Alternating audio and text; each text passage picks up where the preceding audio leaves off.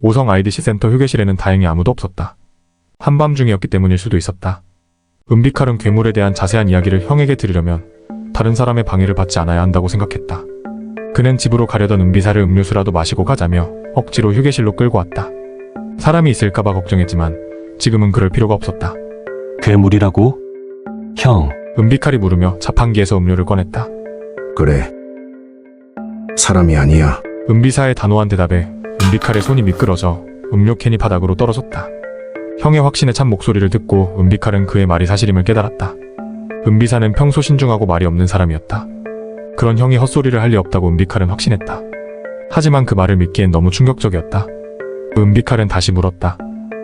사람이 아니라니 무슨 소리야? 은비칼의 목소리가 떨렸고 그의 손도 덜덜 떨리고 있었다.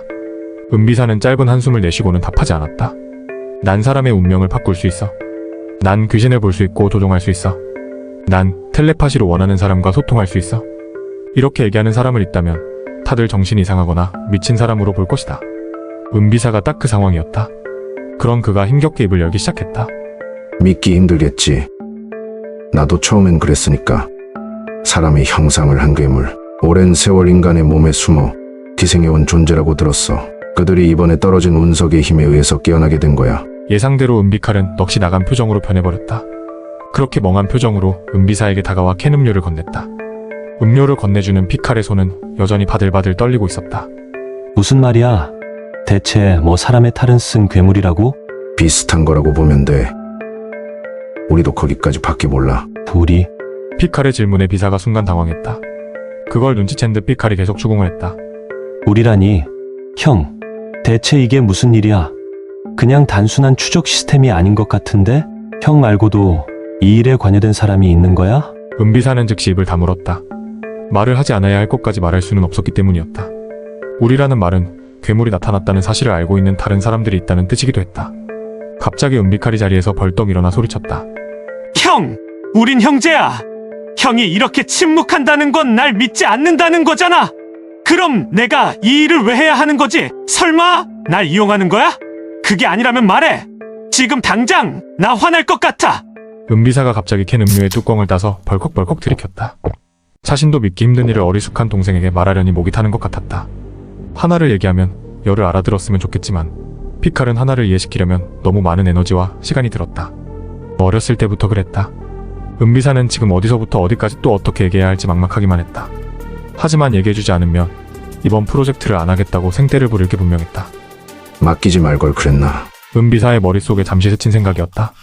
그러나 이번 추적 프로그램은 급비리에 진행되는 일이기에 무조건 믿을 수 있는 자에게 맡겨야 하는 일이다. 이런 일에 피부치만큼 좋은 관계가 있을까? 가족만큼 믿고 맡길 자가 있는가? 은비사는 앞에서 씩씩거리며 노려보는 은비칼을 달래기 시작했다. 얘기할게. 화내지 마. 응. 그러니까 이 일을 대비해 괴물이 나올 걸 알고 있던 조직이 있어. 아주 오래전부터 준비를 해왔지. 조직의 이름은 파이온. 나도 이 모든 이야기를 아버지가 돌아가신 후에 알게 되었고, 모든 이야기는 대장님께서 말씀해 주신 거야. 나도 이것밖에 아는 게 없어. 그런데 왜 우리는이라고 한 거야? 놀라지 마. 내가 지금 그 조직에 속해 있거든. 그리고 아버지도 그 파이온이라는 조직의 일원이었어. 조직이라고 하는 거 보니까 나쁜 곳이야? 비밀리에 일을 시키고 또 진실을 숨기는 걸 보니까 나쁜 곳 같은데? 은비칼은 역시나 어리숙하다는 듯 이야기의 본질을 꿰뚫지 못하고 이상한 질문부터 쏟아냈다. 조직의 부정적인 면에 대해 먼저 질문한 것에 은비사는 화부터 치밀었다. 하지만 그는 마음을 침착하게 다듬으며 조용히 대답했다. 아니, 세상을 구하는 조직이야. 세상을 구한다고? 그래. 내가 괴물이라고 했지. 은비사가 결연한 표정으로 되묻자 은비칼이 고개부터 끄덕였다. 그러자 은비사가 다시 나직이 말을 뱉어냈다. 비칼, 그 괴물이 나쁜 거야. 그리고 더 무서운 사실은 그 괴물은 죽여도 다시 나타나는 존재였다고 들었어. 그리고 너무 많은 것들이 희생됐었고, 그래서 무슨 일이 있어도 이번의 끝을 보지 않으면 안 돼. 그러니까 추적하는 일에 매진해줘. 정말 세상을 구하는 일이니까. 푸. 갑자기 은비칼이 웃기 시작하자 은비사는 그가 예상한 게 맞아들었다는 사실에 허탈해졌다. 은비칼이 믿지 않는다는 사실에 은비사의 표정은 굳어졌다. 너무 웃느라 눈물까지 흘린 피칼이 눈물을 손가락으로 가볍게 훔치며 비아냥거렸다. 뭐라고? 죽지 않는다고. 이모탈, 혹시 드라큘라야? 아님, 불사신 코너 맥클라우드 같은 건가? 왜 거 있잖아. 하이랜더 주인공. 크크크크. 은비사는 은비칼의 비웃음에 울컥 화가 치밀었다. 어렵고 힘겹게 한 말이었다. 괴물은 사실이었고 심각한 일이었다. 하지만 믿어주지 않는 비칼에게 계속 설득하기란 독 깨진 항아리에 물 붓기라 생각한 은비사는 다른 방법을 강구했다. 바로 윽박 지르기. 장난이 아니야, 비칼. 정신 차리고 잘 들어. 괴물은 진짜라고. 그렇게 웃을 일이 아니야. 은비칼은 태어나서 처음 불같이 화를 내는 형을 보았다. 그로 인해 깜짝 놀란 비칼은 무척 당황했고 그 때문에 딸꾹질을 시작했다. 만약에 말이야, 비칼, 그 괴물이 자신의 온전한 힘을 찾게 된다면 이 세상은 멸망하고 말 거야. 모든 게 끝이야. 바로 아마겟돈이 오는 거라고. 은비칼은 말없이 형을 보며 딸꾹질만 했다. 그 어떤 말도 입 밖으로 나오지 않았다. 형의 진지한 말에 괴물이 사실임을 확실히 알아버렸기 때문이었다. 또 그가 쳐다보는 형은 그 사실을 덧대는 듯 두려움에 떨고 있었다. 그리고 그 감정은 고스란히 은비칼에게 전해졌다. 은비칼이 천천히 고개를 끄덕이며 형의 말에 동의했다. 여전히 딸꾹질은 멈추지 않았다. 딸꾹질 소리가 인적 없는 휴게실에 스산하게 울려 퍼졌다.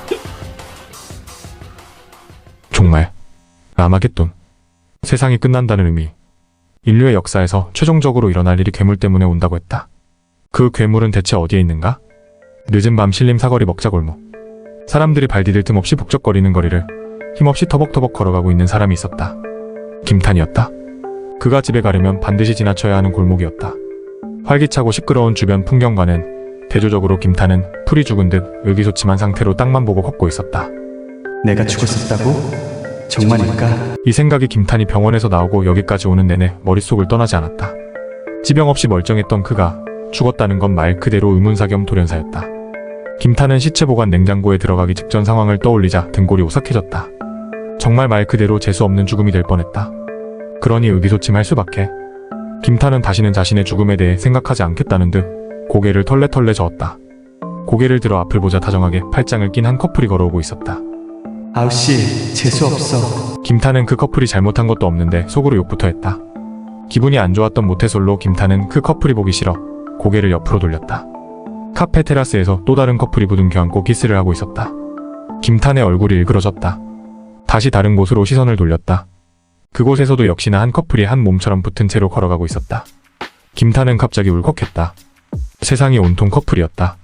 그 순간 김탄은 죽기 직전의 상황이 불현듯 떠올랐다. 모태솔로로서의 인생을 벗지 못하고 삶을 마감했던 스스로를 한탄했던 모습을 말이다. 맞아. 그때 죽었었나 보네. 하지만 김탄은 죽음 직전의 상황만 기억날 뿐 그 전 상황은 기억나지 않았다. 그가 기억나는 부분은 퇴근을 하기 위해 회사를 떠난 기억뿐이었다. 도대체 어떻게 된 건지 궁금해진 김탄이 전화기를 꺼내보는 화들짝 놀랐다. 발신된 전화도 문자도 없었기 때문이었다. 아무도 걱정하지 않았나 봐. 치사해. 영식이 형도 연락을 안 하다니. 나보고 베스트 프렌드라면서 끝까지 함께하자고 해놓고선. 김탄은 마음이 상했다. 한마디로 삐쳤다. 그는 스마트폰 연락처를 열었다. 영식이 형이 중요한 사람이라는 듯 즐겨찾기에 등록되어 있었다. 게다가 마영식이 아닌 베프 영식이 형이란 이름으로 저장되어 있었다. 설마 진짜 내가 죽었는데 아무도 나한테 전화를 하지 않은 거야? 마음이 상한 김탄은 어리석은 생각을 했다. 죽었는데 어떻게 연락하는가? 아무튼 잔뜩 삐쳐서 꼴이 난 김탄이 마영식에게 전화를 걸었다. 발신음이 갔다.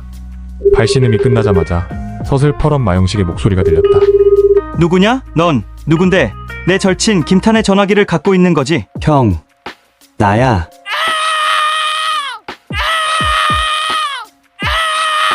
전화기 너머로 마영식의 비명소리가 들려왔다.